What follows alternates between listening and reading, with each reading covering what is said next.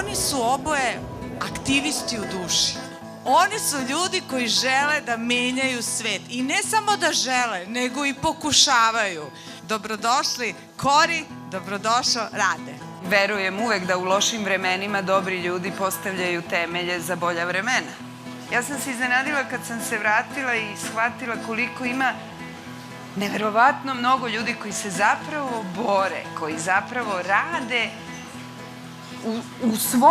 u svom okruženju, onoliko daleko dokle mogu, koji ne pristaju na to da ih povuče neka apatija koja nas je isto užasno zahvatila.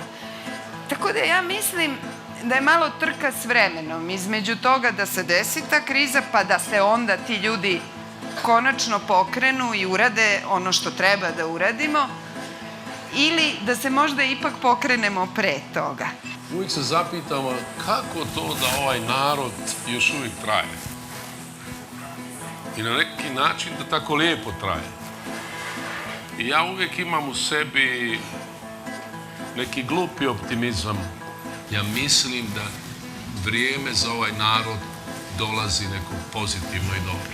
Kažu da postoje u kori našeg mozga priče od onoga što smo prije bili, odnosno što su neki prije nas bili. A kod glumca je to naročito važno, jer to iracionalno je nešto čega on nije svjestan. Neka snaga koja postoji tu zapisana u toj dubokoj kori mozga.